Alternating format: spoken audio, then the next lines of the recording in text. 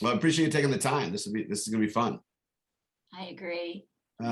So you've been in the yoga game for Mhm. quite a while now. Mhm. How long have you been doing yoga? What got you started? Kind of the background into your yoga journey. Sure. So when I was a kid, we had a book called the Guinness Book of World Records, and there were a couple of different stories in there about yogis that had held Nice. their breath for long periods of time and were doing groovy poses. And there was one Indian man who had grown his nails really long and was in a state of meditation. So I think he had the longest nails in the world or something. So I was curious then, and I would practice little bits of poses and breathing and that kind of thing. And then when I was in my early 20s, a friend of mine and I were out in Joshua Tree National Monument, which is the desert, Mojave Desert, and she showed me sun salutation when we were just out hiking. And I felt like I already knew it. So that really started the trend of wanting me to practice, and then eventually I did a training.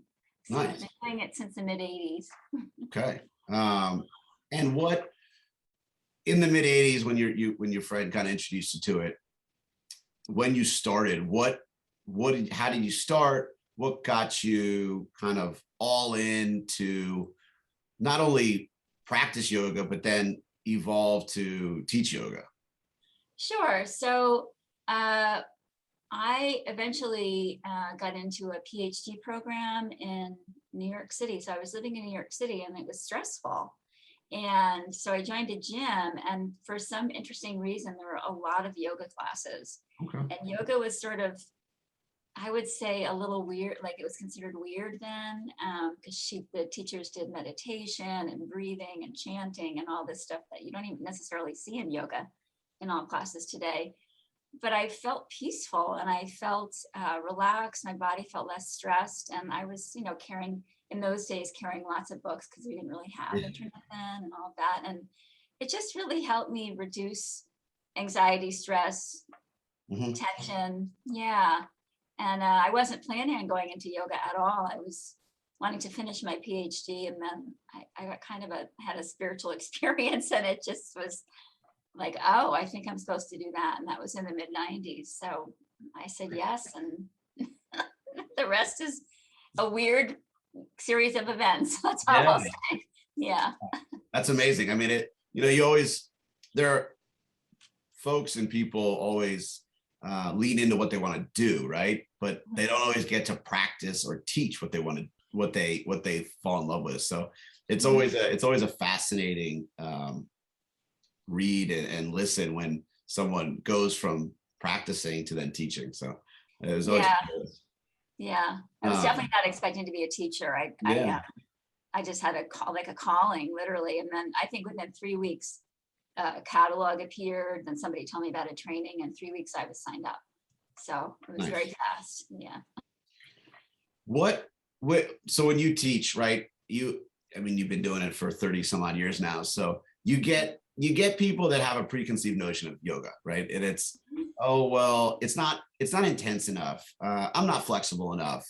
I like to do strength and cardio, and you get the sense that people don't really understand what yoga is, right?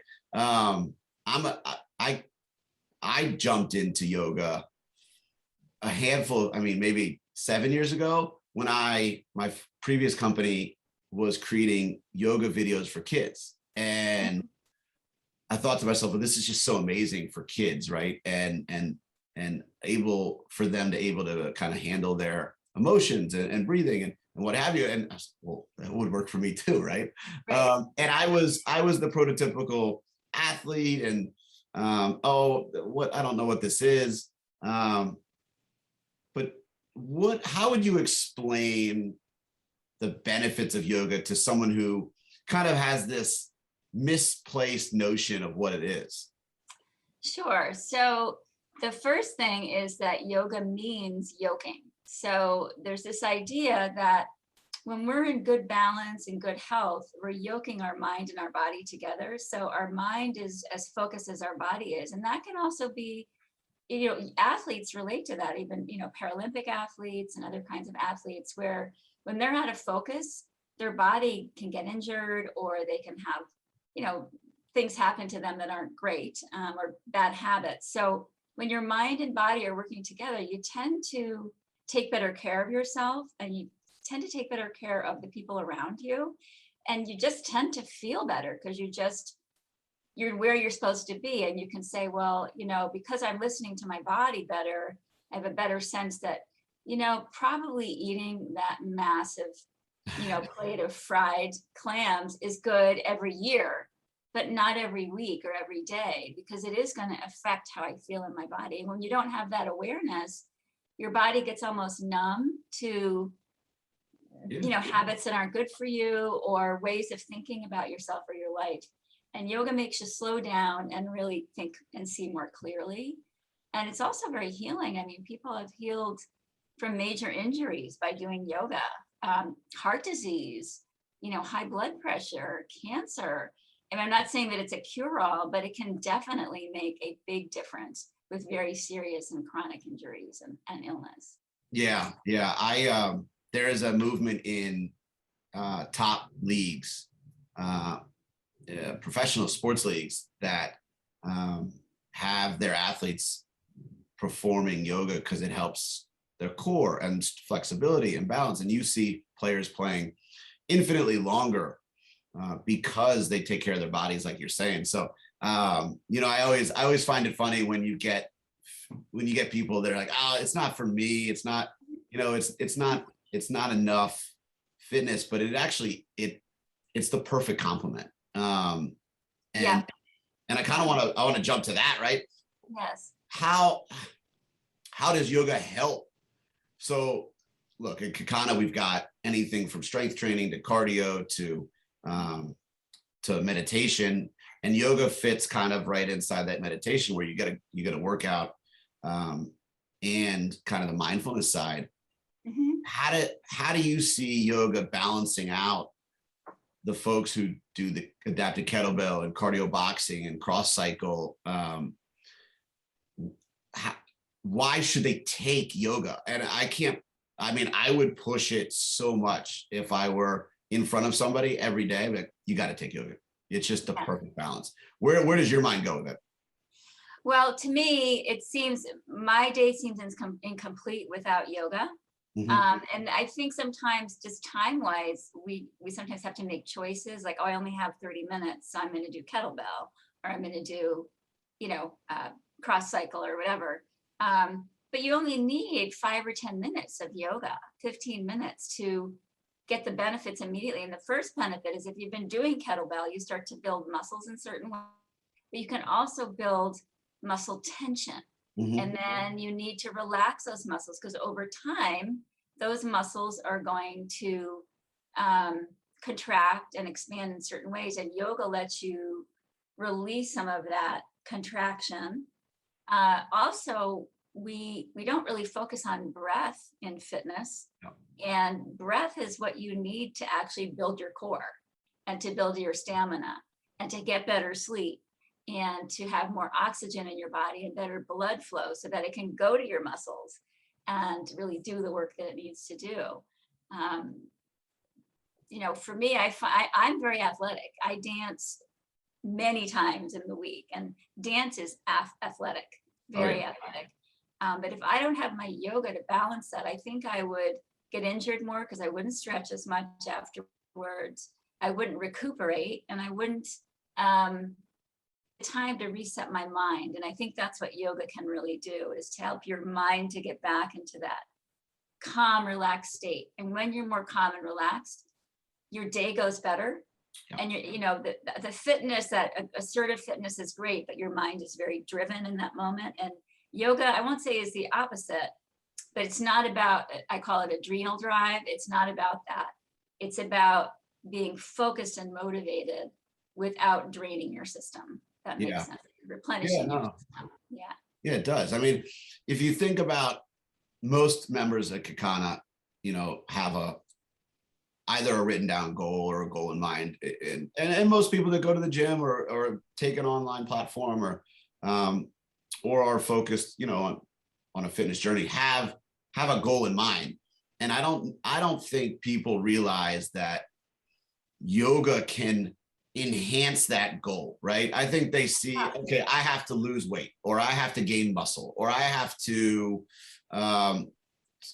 cycle at a certain rate. And I don't think people realize that if you are doing those things and then you balance with yoga, your goal, it'll be up, right? And your yoga will help to kind of springboard that. I mean, how do you see yoga fitting in terms of individuals who are very goal oriented, who really, want an achievable metric? How do you see yoga helping springboard that? Because is it gonna get them there but solely on its own? Maybe not, but maybe not. But it certainly can help with the track towards it.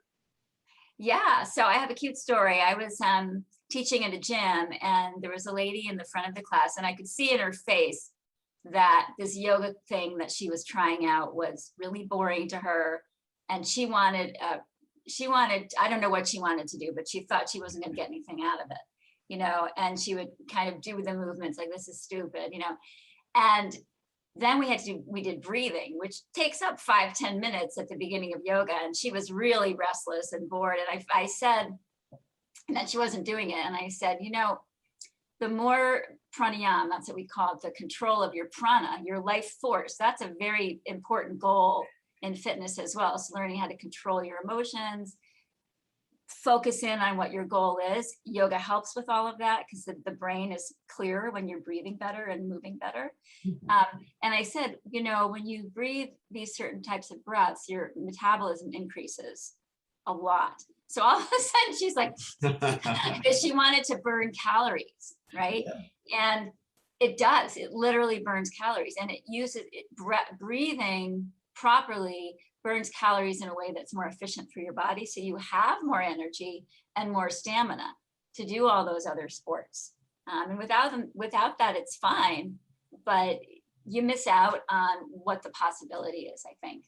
And I know for me, it's been, I dance, I can't even tell you how many hours I dance on Saturday. And I'm not tired till I'm done. And sometimes I'm dancing 4 hours.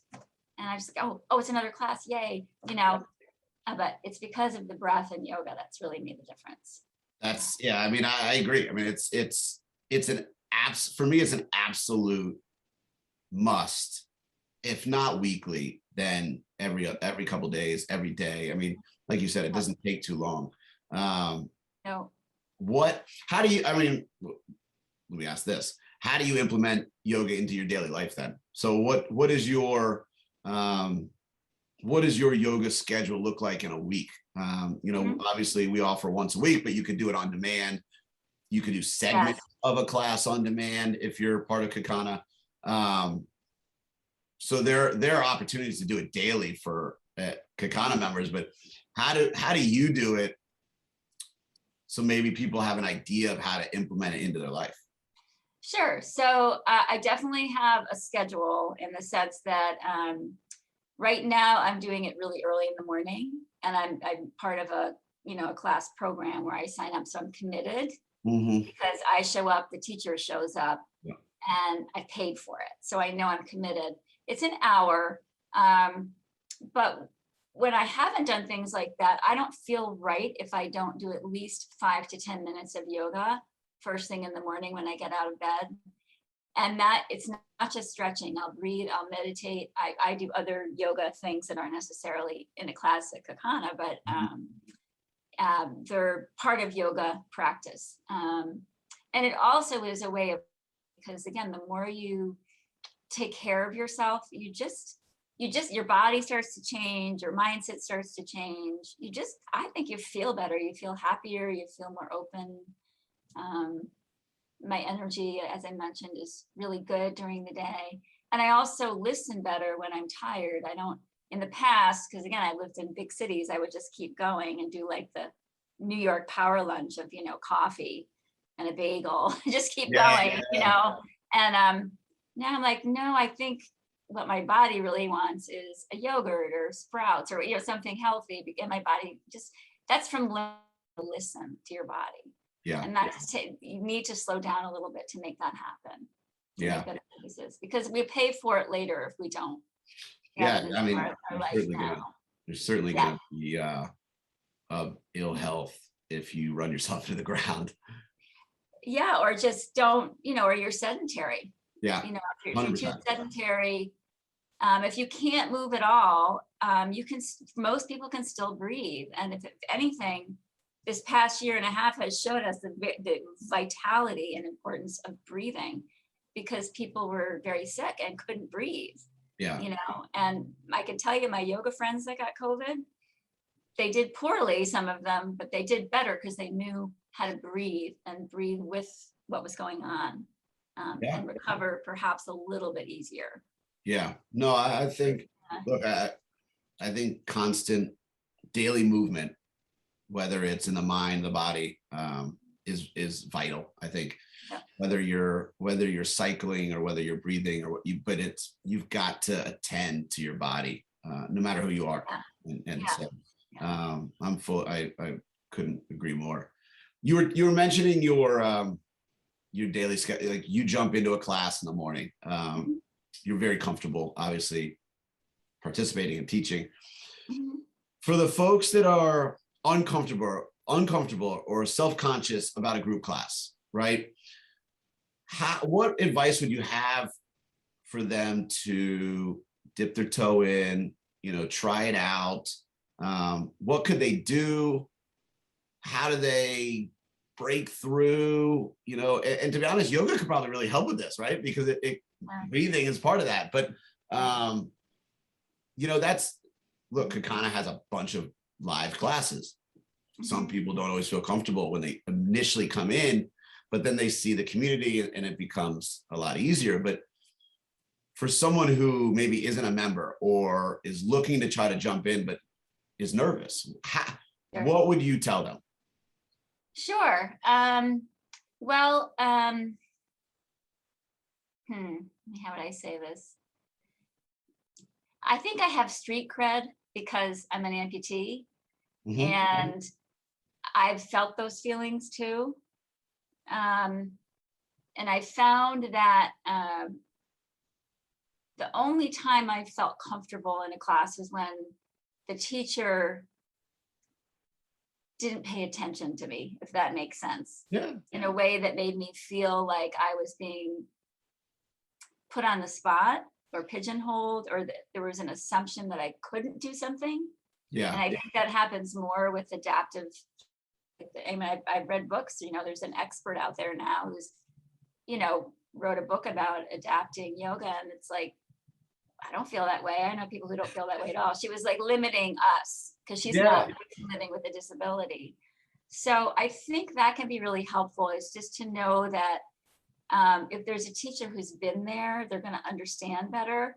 And I hate to say it, but for some people, I just say I'm happy with closing my eyes while I teach the class, because for some people, they just don't feel comfortable enough to be seen, or they can also put their video off and still listen and hear me talking.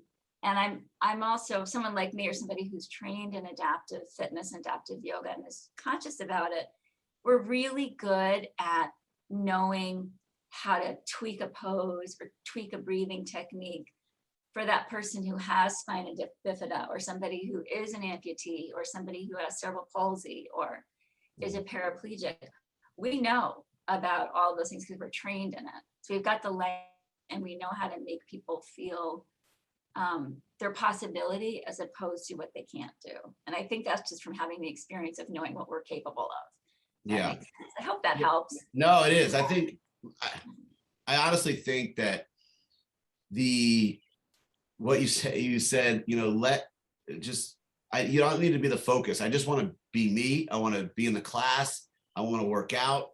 I want it to be tailored to me in a general sense, but I don't need someone, making an extra special event because I'm in a class. Right. And I feel like the perception is reality, because it happens so often. Right. Yeah. Oh, Marsha, you're an amputee, but don't do too much because you may get hurt, right? It's like, well, Right. what? You know, that it makes no sense, right? Whereas that's what I love about our Kakana instructors is you come in, you get treated like everybody else. Yeah. And if you need an adaptation, you get an adaptation. But Right. there, it's not a focus on, oh, how special are you or you or you. It's okay, come in, join, and let's get going. And I think the turning your video off is a big is an easy gateway for me, right? You can just be a participant without eyeballs, and then as you get comfortable, okay, right? It's like a stepping stone, I think, is the way to look at it. Yeah, and I would encourage people too to just know that I've been practicing yoga since maybe like 1985 or 86. And I'm 58 years old, and I'll go to a yoga class and there'll be somebody that's still staring at me. And then I feel like, ugh, I just want to do my yoga. Yeah. And they're like turning back, or they're in their poses, like trying to find ways to look at my prosthetic leg.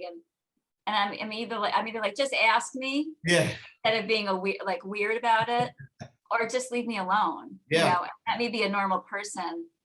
This could be you too. Do you know what I mean? Like, there's no, I don't know. I probably be defensive, but it comes up a lot, and I'm a real advocate for it. I mean, I wrote an article in a major yoga magazine about it. I was like, listen to the people with disabilities who actually are creating really unique lives, because they have to, because the world is not made for us. It's made for a person who has usually all four limbs that work properly.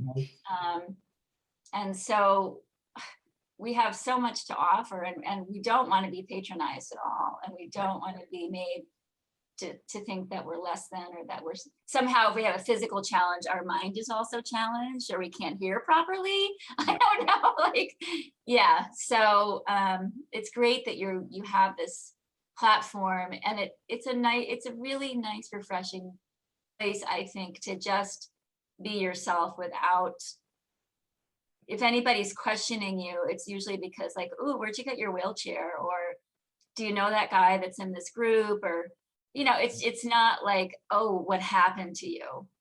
Or why are you like that? It's very different. It's authentic. It's people that want to be there to work out, to enjoy the community, and to just be yourself, right? And isn't that all you ask for when you're on a fitness journey? Let me be me, and maybe make a couple friends in the process, and enjoy the process. And I think that's the biggest thing is you've enjoyed your yoga process. Now, can we get everyone to enjoy whatever path they take? I mean, exactly. Maybe that's the biggest thing. Great thing about Kakana too is that the connection that I feel that little time before and after has been really sweet. I think even I've friended some people have friended me on Facebook. It's really nice. It's so there is a sense of community. I think that's really important and wonderful. Yeah. No, me too. I love it. Well, thank you. I will we will see you on Tuesday at 9 a.m. On Kakana, on our platform. You can check out our 7-day free trial if you want, and tap into Marsha's 30-minute yoga class. So Marsha, we will see you on Tuesday. I am looking forward to it. Thank you, man.